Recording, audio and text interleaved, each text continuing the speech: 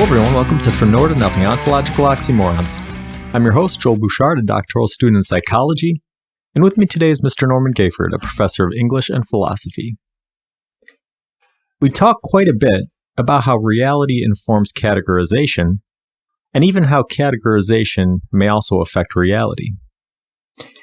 This often leads us into some difficult dialectical terrain when discussing topics, particularly those with murky linguistic properties. One such area in which the titans of philosophy have experienced the same issues as your humble hosts is in morality and ethical reality. Today, we're going to discuss whether a possible solution lies in examining the issue under the paradigmatic auspices of quantum mechanics. All right, so I struggled a little bit because we have not had our normal warm-up this morning. No, we haven't, but it's a fine and literate start. I'm listening to my voice and my pronunciation of the words, and I go, I could have used that hour pre-show discussion that we have. That's my fault for being a volunteer for a public library, and we're having a book sale, and I have to go back and sort books, which is fun, but you know, I pushed us, so sorry for not the warm up. No, that's all right. We'll power through it. So this episode is based off of a really cool article that you sent me, and then I've found a couple other articles that seem to indicate that philosophers and psychologists and others are thinking along the same lines. So I said, well, this will be something that's worthy of examination. Absolutely. Which is this episode or this article written by King and King. Yep. Ian King and Miles King. Talking about how there seems to be a possible relationship between quantum mechanical laws and morality, if you look at it from the right way. So let's start out by saying, what will we mean when we use the term quantum morality? Well, that is the foundational question for this episode. And having read that article just this week, but having read a Psychology Today article very recently as well, within days, essentially what it seems to mean is that we have to take 4 or 5 principles of how we as lay people can understand something about quantum physics and apply it to whether or not it affects moral laws. In other words, for a long while, well, for as long as Newton stuff has affected us, Newton's research on the laws of physics and so on, so a few hundred years, people have sought, well, Jeremy Bentham sought to do it, Immanuel Kant sought to do it, and therefore lots of others, to somehow do an algebra of morality. Yeah. So they call that physics envy, right? Physics envy, which is interesting, right? Because it's, when they laid it out in the article, I go, it seemed clear as day, but I really hadn't thought about it much until it was mentioned. But I go, oh yeah, I guess that in a way, Isaac Newton did shake up history and the way that philosophers and scientists, empiricists, think about reality. Yeah, and I have a side phrase that I have modified because of this article. I never called it business envy, but that's really what so much of my profession, what has downgraded the work of people in the humanities generally is somehow it doesn't have a cachet of relevance to the administrative elements of the academic world unless it's empiricized and business focused. So it's business envy or empiricism envy in that case, but it's related. It's if you feel like you have to somehow shift an entire set of studies to make them more scientific because the scientific paradigm is the thing, then you're going to have probably trouble. That's what this article is about. Yeah, and I think that the business envy, that's another good one, and that affects almost everything just as well. If you look at education, right? Yes. The humanities are the obvious one. And again, it doesn't even have to be in the field of education, but education has done it to the point of, okay, well, you're going to come and get this degree and this is how you're going to make money with it. But even outside of that, you see, there was an article, I sent you an article yesterday, I think, talking about ChatGPT, and in our episode when ChatGPT was new, one of the things I raised was, do you think it's unethical for these models to be trained up on literary works that are meant to be, consumed, but not necessarily used in this manner, Mm-hmm. And it's a fine article. Yeah, and we talked about that. Now there's a lawsuit from authors that are saying, hey, when we wrote these books, we never intended them to be learning material for this type of intelligence. Hmm. And I think in our episode when we talked about it, I think that you said that you didn't think it would be a problem because the machine technically isn't doing anything that the humans aren't doing, right? You and I would read a book and then we'd talk about it with other people and we'd come to conclusions and we'd create something new out of it and it'd make something new. I was naive and wrong. That's my introductory phase to just about everything. What's wrong? And I was naive and I was hopeful and no.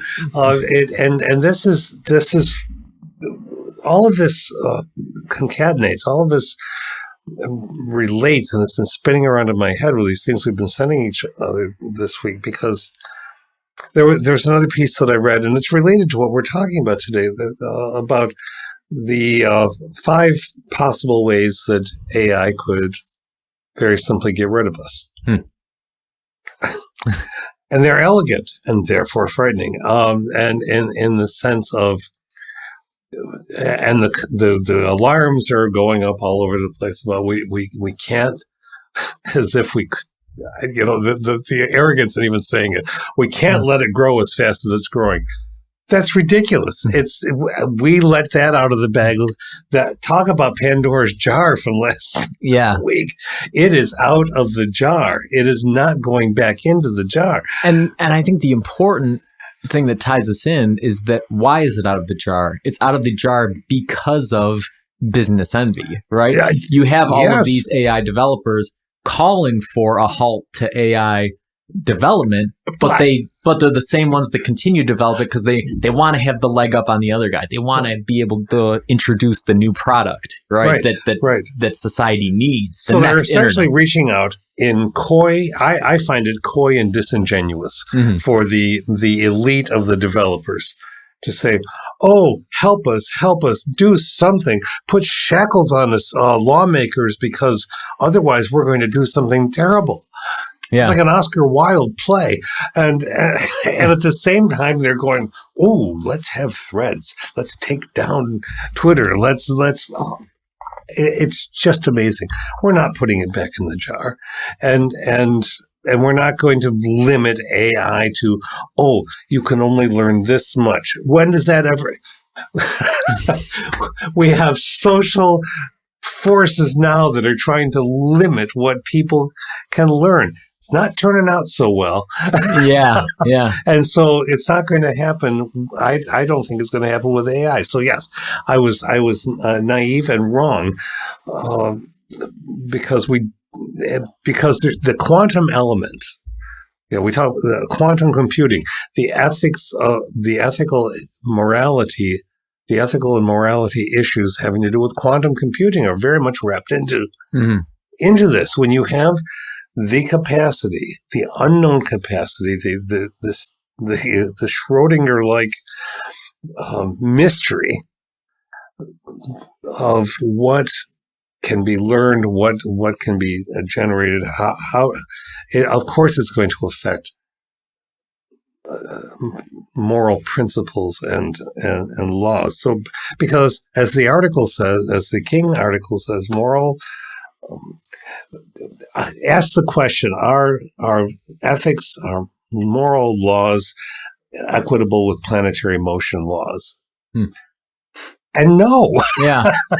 Yeah, this is, it's interesting because so there's a lot going on here, right? We're talking about the morals, ethics and morals regarding AI developers, ethics and morals regarding the use of artistic and humanities endeavors, and how they're usurped by business models, how they're constrained and sort of limited by educational institutions trying to make them business models, but also by education and philosophers trying to, through physics envy, trying to make them scientific, make them empirical, make them systematized in a way similar to what Newton did to physics. Yeah. But the interesting point to make is that Newton was not the be-all, end-all of physics. And so this idea that, Newton came along and created calculus and defined all the motions of the universe, and suddenly humanity took this gigantic leap forward. None of that is false. No. But Einstein came with relativity, and then after him, he denied quantum mechanics, which was a natural extension of his work. But others came along and said, no, this is legitimate, and started talking about it. And now, sure, we still use Newtonian laws, especially at the large level to look at things that are fairly regular. But quantum mechanics has opened an entire can of worms that really informs us about the nature of reality in a way that would be impossible to understand in a Newtonian framework. So this idea that we're going to try to find a way to make the humanities or make ethics or morals systematized out of physics envy is very, very misguided. So, and I'll have to admit, I have been naive and wrong, right, about ethics and morals. When we think about, I have a philosophy podcast, so this isn't something that I like to advertise, but ethics and morals have usually been the least interesting part of philosophy to me. And the reason was, I guess I always looked at it and I saw that all the major philosophers had developed these frameworks, and it seems like almost all of them had pretty obvious fatal flaws where you go, well, that doesn't work. That doesn't make sense. And in some part of my mind, I go, well, it's all relative, so I don't even know if there's a point in really talking about it. That's a terrible viewpoint for a philosopher to take. And this article really sort of gave you a kick, put that right in my face, said, this isn't worth thinking about? Well, look at this. So, I have always been fascinated with ethics. So we start from different positions, but this article very much puts it in one's face inescapably. And I, as we keep talking, I'm going to keep going back to that example of, there's so many examples one could use, but of an AI developer saying, you must stop us. It's akin to a college, any college, wanting to get customers and so advertise, you can have a college degree while you're getting a high school degree. Well, maybe, and sure, you can get a degree that says that, but were you given a college education? Arguably not. Yeah. But it's what the public wants, and so the public's saying, don't rock the boat about this. Okay. Education ultimately depends on how much you put into it yourself and what resources you use and what questions you ask and how much you read. And so I defy anybody who wants to say that they got a college education in high school to push really hard on that. How many questions did you ask? How deeply did you push? How much did you read? And leave it to you to make that your own decision about that. But if it was about going out there and getting a job, okay, fine. But that's not. But that itself is an ethical issue. So here we have the idea that we are being asked, is something is right? Is it right always? Yeah. And putting that on with the idea of quantum entanglement, where a particle at this side of the universe and a particle at the other side of the universe will behave in exactly the same way. And so does a rule that we have. Do we accept that it's a rule that everybody has in the same circumstance, no matter what part of the planet you're on? Yeah, so let's walk through them. Yeah. So we'll discuss the 5 clues that Ian and Miles King used to equate morality with quantum mechanics. So the first one they have, and I'm going to kind of paraphrase these to make them easier and shorter for the listeners to understand. But the first one kind of essentially says labeling something right or wrong passes that judgment on to the past and future actions. And so that's sort of the moral or ethical viewpoint. And the quantum mechanical counterpart is entanglement, which is this idea that out in the universe, there are 2 particles that are created that are linked together. And regardless of the space or time between them, changes to one affect the other one. They do not have to abide by the laws of the speed of light, because technically they're not traveling, they're communicating, and they're linked, but they do not have to abide by that law. So what do you think about that one? Well, I think it's very first, just as a generator of examples, it's clear that this idea of entanglement works. If we take, without naming specific names, but if we take the idea that a police officer offers a narrative of something that happened that didn't happen that way at all and kills somebody, when all the evidence, visual and oral, points to that was not necessary. Well, that happened in our country. It happens in our country. It's happening in France right now, and the responses on both sides of the Atlantic are and have been similar. And the responses of leadership in both nations have been similar. Shh, calm down. This is attributing factor is not because of bad policing. It's because of other social factors. In France, they're blaming it on video games, which is patently. How many times has it been proven that it isn't proven at all? There has been no empirical, for the empiricists who love this, link between watching and playing video games and going out and becoming a shooter. And if it were, it wouldn't be the kids watching the video games. It would be the police officers who are doing the shooting. But of course, we're not talking about that. Both sides of the Atlantic, slightly different space-time, but I think indicative of just one small example. Yeah, I thought that's an interesting one. And I think it's one that we won't really be able to flesh out till we look at some of these other clues. Right. But we can start with just the broad strokes, and ask the questions like, so in that case, we'd consider that one murder, right?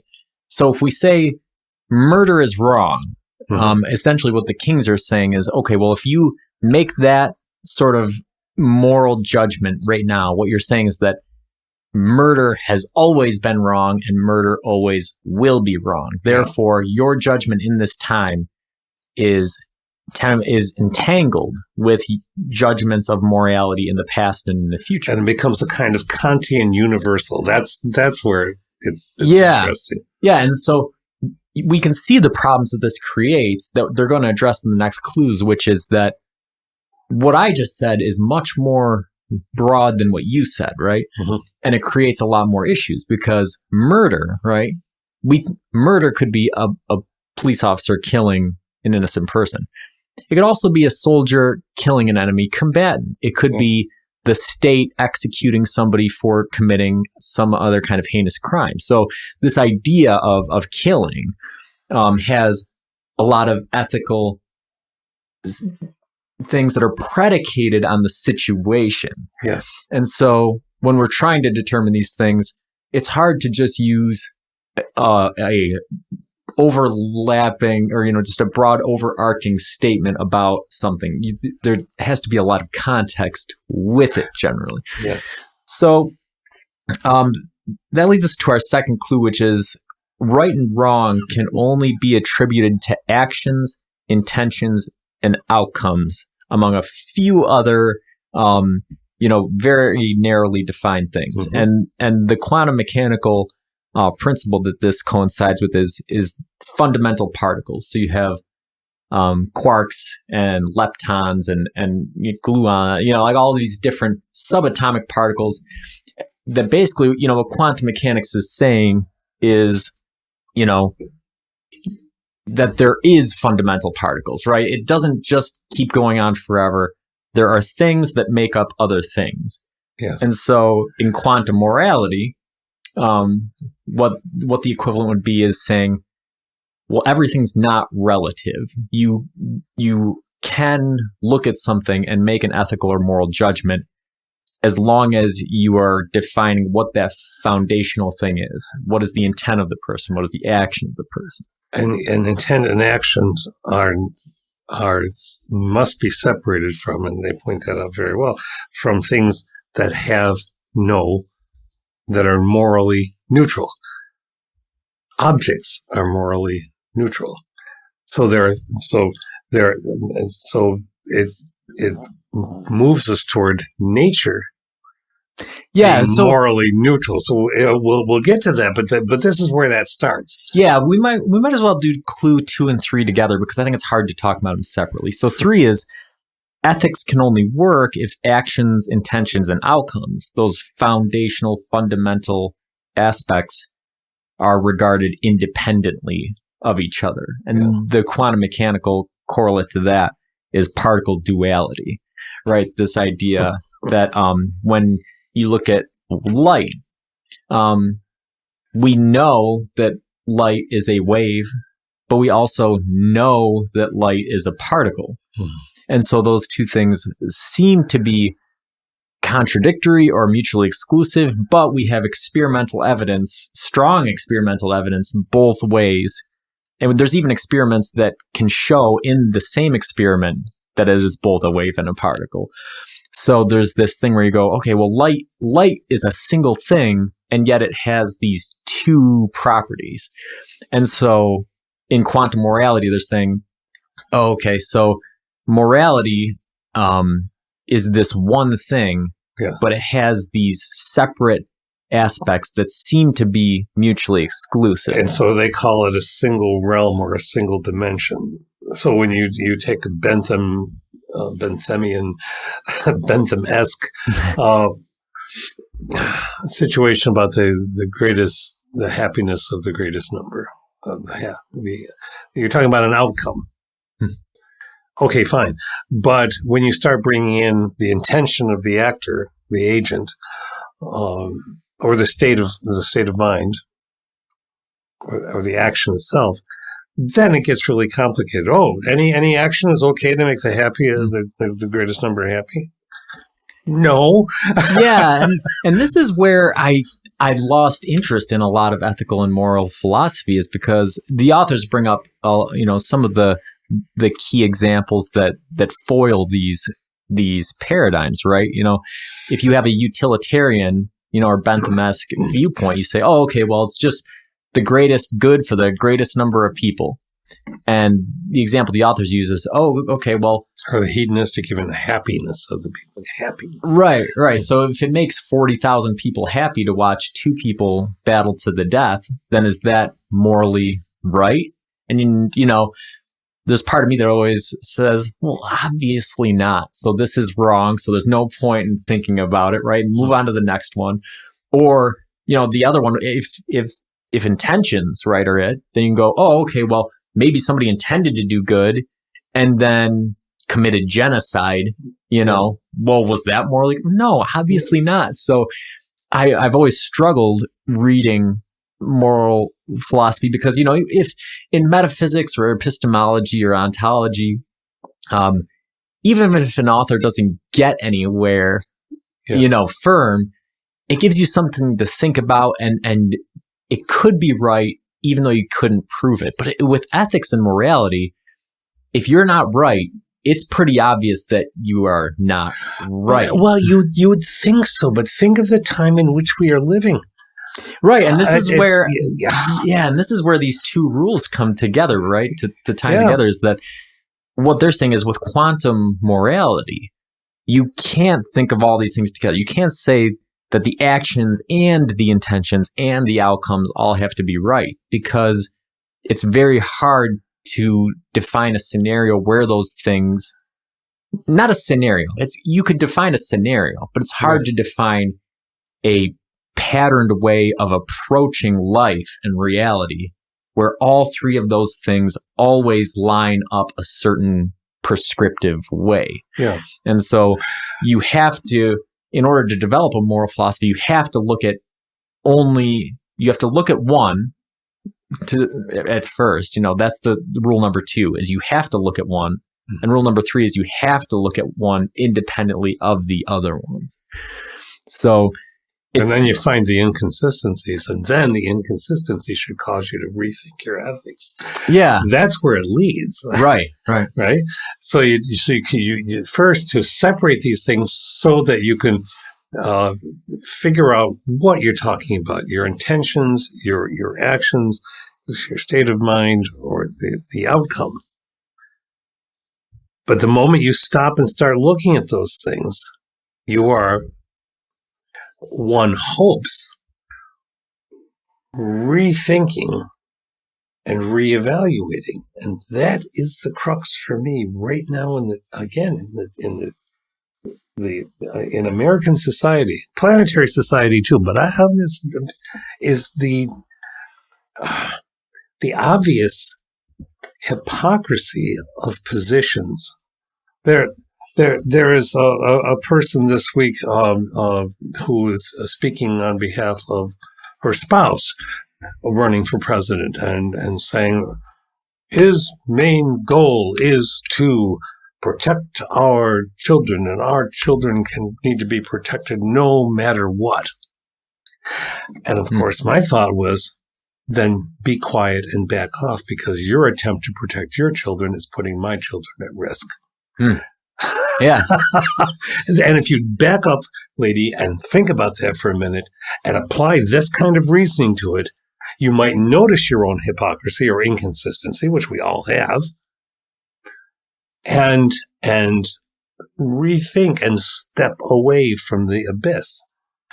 Yeah, so it raises this really interesting question, right? And I think that's what part of this quantum morality, which is a term that I coined. They don't mention that in the article. No, but it's a good term. Yeah. Well, so we're sticking with it. But so I think that's the interesting thing that the quantum morality raises, is that much like physics envy, right? Newton was able to develop these universal laws that work very well for the universe.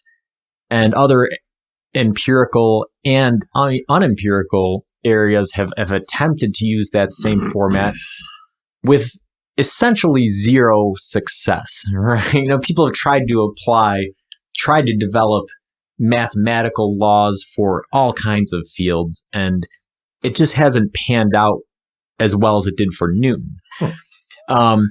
And then on top of that, like we discussed earlier, Newton was not the be-all, end-all with physics. Quantum mechanics came along and said, oh, okay, well, here's how things actually work. So when we're thinking about morality and ethics, do you think that it's impossible to come up with a system that can be applied universally? Do you think that morality and ethics is always based on the context, on specific things? Do you think that that interaction between actions, intentions, and outcomes is always going to be unstable and chaotic in a quantum-esque way that will cause it to, a time, in one situation, you may apply these intentions, actions, and outcomes, and in another situation, you may apply the opposite ones and still have a coherent moral or ethical framework? There are a lot of questions that you've embedded in that wonderful narrative question. I think that a universal ethics is unachievable by humans as we have known them from the moment that we find history developing. Because of our inconsistencies, our quantum inconsistencies, and because of of some of the paths that we choose, or the illusion of choice happens, and the very deterministic nature of what we are leads us to these inconsistencies. But I think that the universal is that we keep thinking, if we keep thinking about them, if we keep actively engaging with them, because of the changing nature of being itself, the changing ontological reality, let's say, the rules will keep changing because we gain knowledge. When we refuse to gain knowledge, the rules aren't going to change, and we see how badly that goes. When we gain knowledge, we necessarily rethink conditions. That's frightening for a lot of people who don't want anything to change. To want nothing to change is to go back to a pre-Socratic view of the universe, where there is no motion.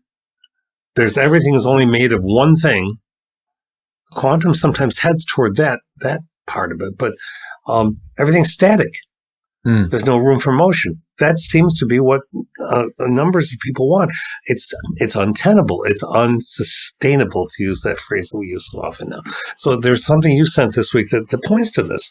You sent me, forget where you clipped it from. It was an excerpt which talked about things such as, look at how oil use changed. Look at what happened, how using oil helped us preserve whales for a while, saved them from extinction, except that then we got into fishing and whale meat. And so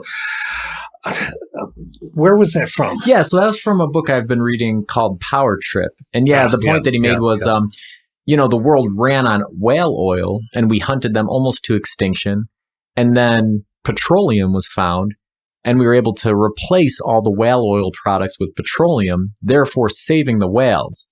But then oil spills and the effects, the environmental effects of petroleum are now killing the whales. Or with forestation, right? So we were deforesting the entire planet because we were using so much wood to power our stoves and to heat our buildings and things.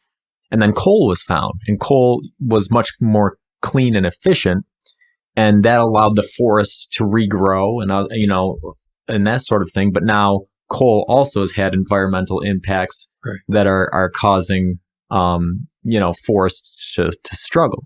So that's a very good example, right? Should we say that it's immoral to use coal or oil? No, because at one point in time, it was the correct decision in order to save the planet. But it wasn't a universal and always practicable position. Exactly. And so that addresses the question that I was asking, which is that is there a universal or moral ethical code that you could live by? Yeah, there may well be, and that is to always rethink the code. Yeah, because and we're simplifying it here by just using actions, intentions, and outcomes, because there are other things to play into, but I think it just creates a simple enough picture that it allows us to talk about it in a coherent way, and it does cover the properties of it. But basically, if you can assign right or wrong to either one of those three conditions, and you can think up a scenario where it would be moral or ethical to do so. You could have a bad intention, bad actions, but have a good outcome, and it could be a moral thing. Or you could have good intentions and good actions and a bad outcome, and it could be a moral thing. You can go all the way down the list. I had an example of this just yesterday. I was going into work, and as I was approaching the door on the concrete pad, I saw some ants in a death spiral. I don't know if you've seen this, but it's where a lead ant who's trying to find food is putting out a pheromone for other ants to follow him. But he loses his way and starts just walking around a circle. And so all the ants that are following him start walking around a circle. And eventually they'll just die in a pile because they will have gotten lost. The lead ant will just be in the middle and the rest of them will just start. So I see these ants forming this spiral. I know what it is. And I, without really thinking about it, just stepped on that pile and smeared it. Because I wanted to save the other ants that were in a line down the way from following them in this spiral. Okay. And I walked inside. And then the article that we've been reading and all the thoughts that have gone through my head go, was that the right thing to do? Right? I just wiped out a few dozen ants in one step without giving it any consideration, right? Destroyed life. So my intentions were good. I wanted to save the rest of the ant colony. So you did give it consideration. You didn't do it without consideration. Without consideration would be, I hate ants. Right. No, that's not what happened. So I had good intentions. I wanted to save the ant colony. The action itself, right? I would say the action itself is bad. Like I took life. So if you take the intention and the outcome out of the equation, you just look at the action. I think the action is evil, right? Killing. But then the outcome, when I left work, there were no ants in sight. So it broke the line. They did go, the ones that survived did end up going to do something different. So I would say intention good, action bad, outcome good. Yes, right. There's your calculus. But what does that accomplish for you? To say, oh, okay. Now I should apply that calculus across. That should be my ethical code, right? From now on, I should do the right thing, or I should want to do the right thing, even no matter what it takes, which is bad actions, right? In the hope that there will be a good outcome. You're seeking the impossible fusion of deontology and consequentialism, which we all find our way into. But this is where the quantum Heisenberg's principle. Yeah, and that's the next one, which is clue number 4 is merely considering ethics affects the problem of morality, right?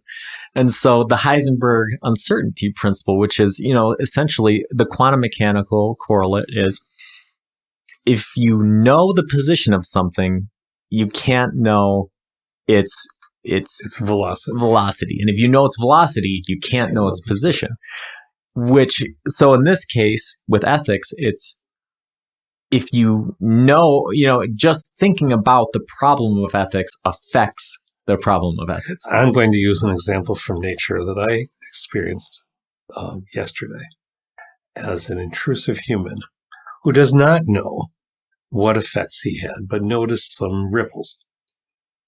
I was in a momentarily grim contemplative space. I was walking out along my field paths that I've created, and I heard this really insistent alarm. It was a bird, but it was obviously in great distress. And I was looking around. And at first, I took out my phone and used my Merlin app. It's not an advertisement, but I think most of us know what Merlin is. It was a catbird. And then I heard a telltale scree of a red-tailed hawk. And I'm looking around, and up near a power pole at the other side of the field, I see this hawk pursuing this little bird. So I used technology on a whim as a guess, as a wondering. I'm curious. So I was being a human interventionist, and sought very quickly in my phone a red-tailed hawk call, and I put it on full volume and I held it up, and the red-tailed hawk stopped pursuing the bird, did a sweep around near where I was. The catbird then came swooping around and started to try to attack the red-tailed hawk. Okay. And so then I played it again. They both separated. The red-tailed hawk hightailed it across the field, and the catbird stopped making its sound. And a moment after that, about 30 yards away from me, I heard a stomp, and it was a deer. And then the deer got really exercised and was stomping and huffing again. I'm thinking, all right, is that as a result of having a hawk sound really near the top of the field grasses where the phone was? And so, I don't know what I did.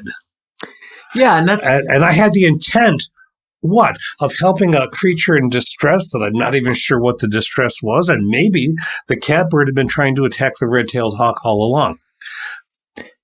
Yeah, and so I think we've all had this experience, like watching a nature documentary, right? We all see, oh, okay, oh, wow, that's a cute animal, right? And then that animal gets eaten by a lion or something. Yeah. And we all get sad. We go, wow, why did they have to show that? Or, we're all rooting for the animal to get away. But the thing is, if that animal gets away, the lion doesn't eat, right? And then the lion dies. So what's the morality there? There isn't a morality, and that's the whole point.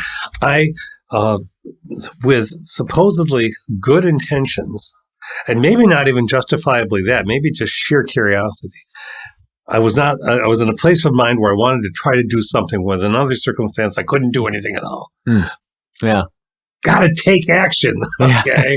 And that's not necessarily justifiable either. And I set up perhaps some ripples that weren't intentional. So then I took myself back to a stone step stoop at my house, and I just sat there and listened to the woods. And the huffing stopped, and the bird songs all started again. But the very fact of having stepped into that. And then there's a second thing, and I was reading about this morning, where there's worries about shark attacks in Long Island right now. 5 people have been seemingly bitten by sharks over the course of this very early summer, which statistically is a bit of an anomaly, but overall, with all the people in the water and all the statisticians are saying, the shark experts are saying, stop it. You're yes, randomly, by chance, there are going to be a few of these things. But what's happening is that they're trying to train lifeguards to watch for sharks, and they're sending up drones, and they're putting lifeguards on these. It's not a jet ski, but it's something akin to that. I forget the name of the product. And an expert the shark expert in the state was commenting and saying, stop this. You are kidding yourselves. And so this is probably an attempt to just make the public feel safer. Mostly you can't see shark activity with a drone because mostly sharks are in extremely shallow water. I didn't know this, but I'm reading about this, right? And this expert, secondarily, when you're zipping around on a jet ski, you're not going to see a shark. Thirdly, lots of people see bottles in the water floating. Or dolphins, and so what he said, this is the crux of it. He said, perception is reality for human beings. Yeah. That's quantum. What we think we see is what we tell ourselves we see. Yeah. Yeah. And that goes back to what I was saying in the intro, which is, how categorization informs reality and reality informs categorization, right? It's this loop where really, the stories we tell ourselves become our reality, right? And so if you see a bottle in the ocean and you think it's a shark, you're going to tell your friends for the rest of your life that you saw a shark. And that's going to be real to you. It's one thing to lie about it and to know that in the back of your head. It's another thing to see the bottle and be convinced that it's a dorsal fin and then have that be something that you say. And undoubtedly, we all have these things.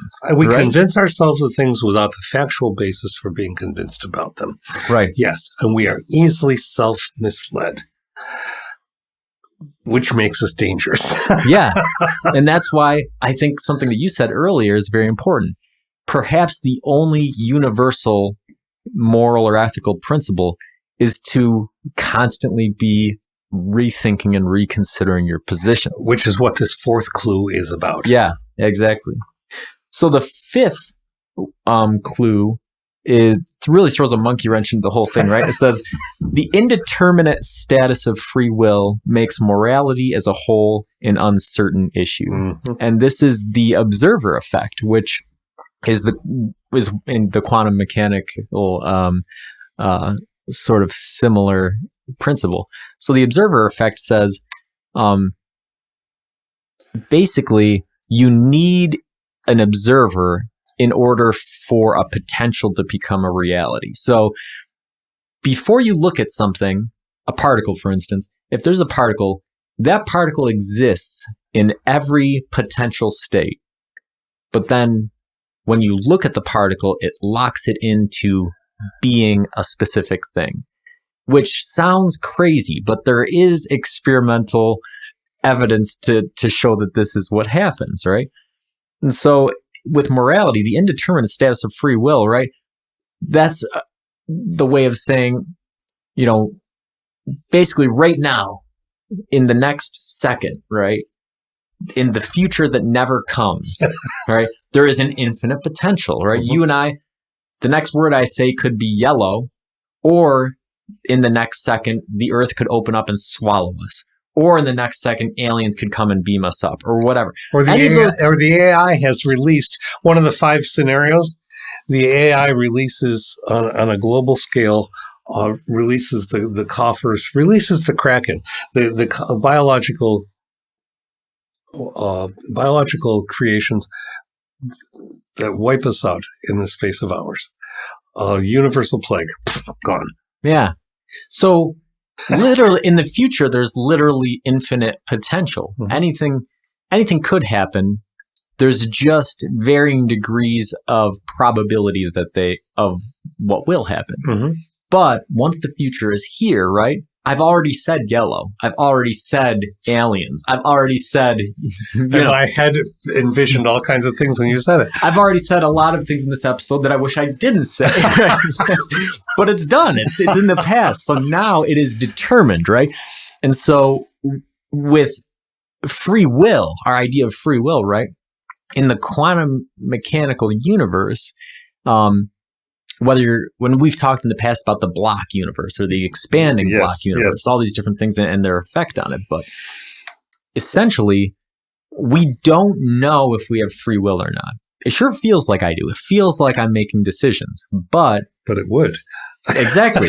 But if space and time are one thing, and if, the universe, if you zoom out far enough, the whole universe is there, then everything has already happened. So really, I'm just playing through a script, and therefore I don't have free will. The universe is determined.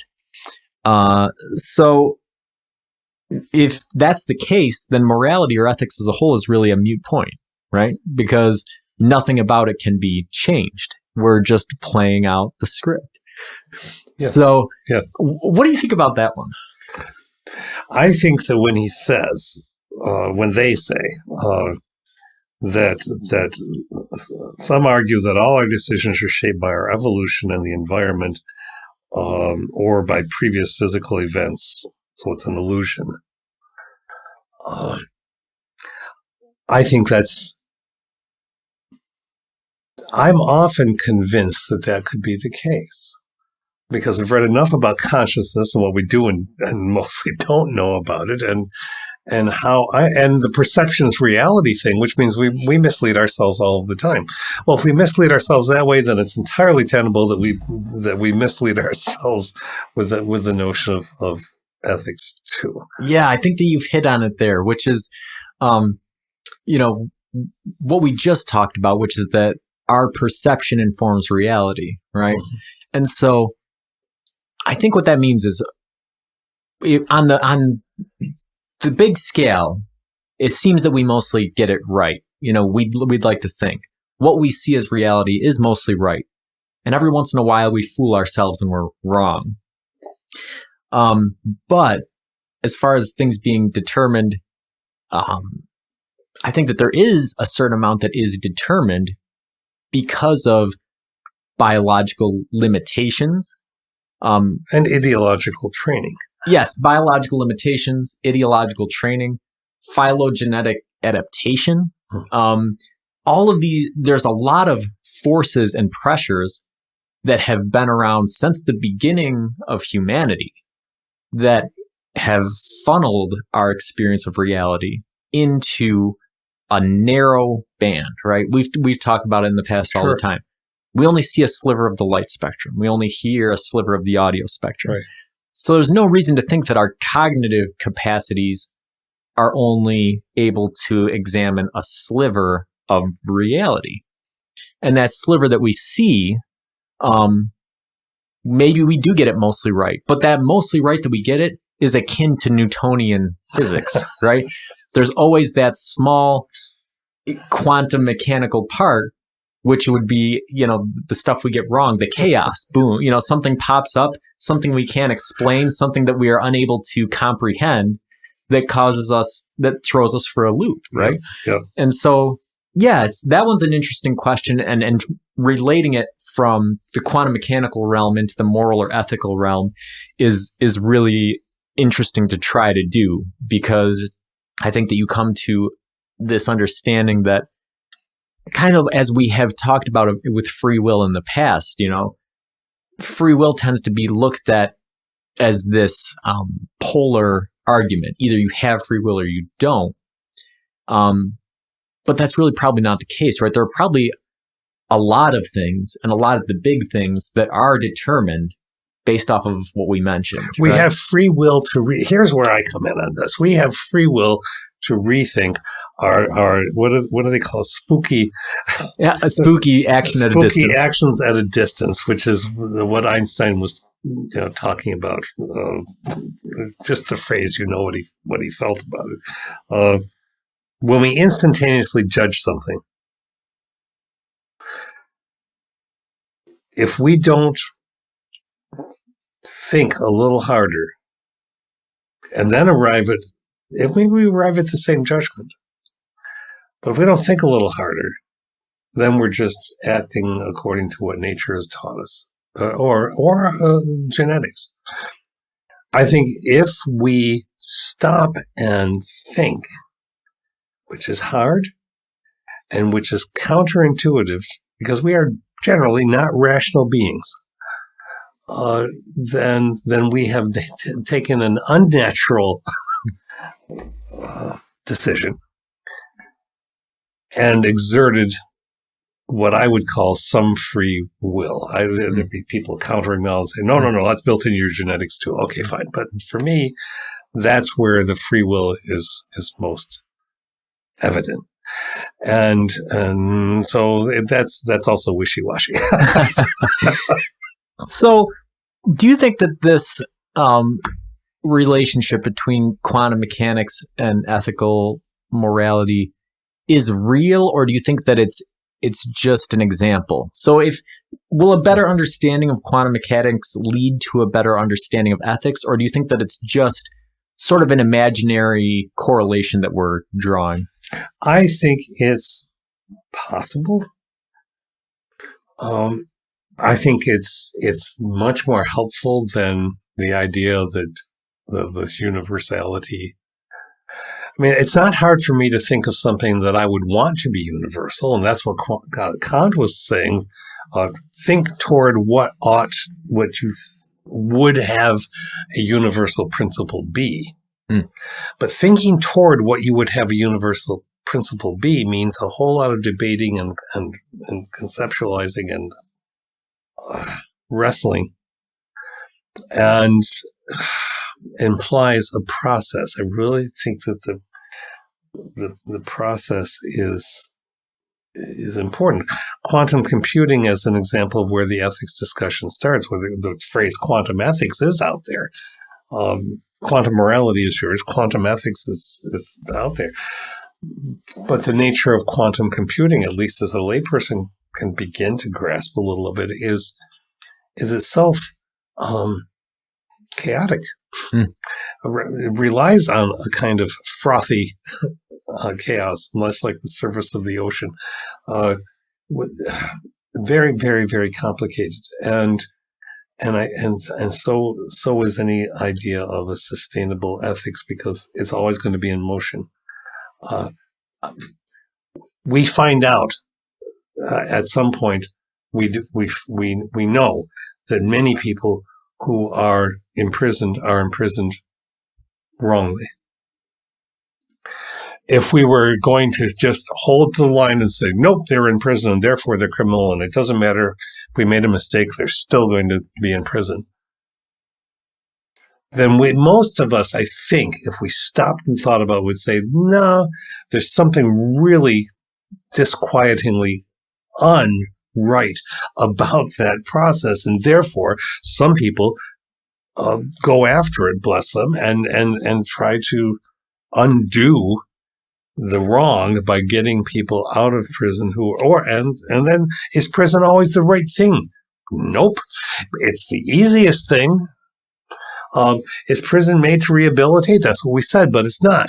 And so on and so on. So the moment you start poking at that and it's not hard to see nope, this is goopy and wrong, and it was not solid the way we thought. That's where the quantumness, I think, comes into it. The fluidity comes into it, and we have the capacity to think our way through and say, no, we're making changes. I think that would be free will. Yeah. Yeah, I think this idea, will advances in quantum mechanics result in advances in ethics? I think I want to lean towards saying yes, if for no other reason than for what we discussed in the episode about the 5 key elements to better rational thinking, right? Mm-hmm. Where, he talked about breadth of knowledge, right? No matter how unrelated 2 fields seem to be, knowing something about one will give you some insight into another. Okay, so knowing something about ant colonies gives you some insight into human motivation. Right. Yeah, into ethics or morality. And ethics or morality. But and before, I don't know if King and King were the first ones, but before somebody came along, anybody else, myself, right, with my sort of uninterested view of ethics and morality, would never look at that and say, how does this relate to quantum mechanics, right? They seem so different that the thought would never occur. But to somebody, they thought about it and they looked at it and they found correlations, and then they developed this thing that gives us a keener insight into humanity. I think that is a key element of being a philosopher, right? Is taking 2 of anything and saying, you know what, I can draw some insights about one of these things just by knowing something about the other thing. And one of those key insights is going to be that you know so little about that one thing that you're going to have to be cautious in how you think about the other thing. Did we share with each other this? There's something else I read this week that what you just said brings to mind. And it was a passage that was describing, maybe it was in the quantum computing ethics, describing how with ChatGPT or similar AI, they were monitoring the thought process because it was algorithmically programmed to reveal what it was, air quotes, thinking. I didn't see this one, no. I need to find this and send it to you because it's fascinating. Because the system lied by human standards to accomplish something that it wanted to accomplish. This was in the article about the 5 ways that AI could take us out, and it was a relatively small thing, but the narrative that the computer was saying, if I say this, then the human will not respond as I wish. But if I say this, then the outcome is likely. And the second this was a lie. And what happened was that the human did what the machine wanted. So it revealed that it was considering lying in order to... Now, does machine intelligence have free will?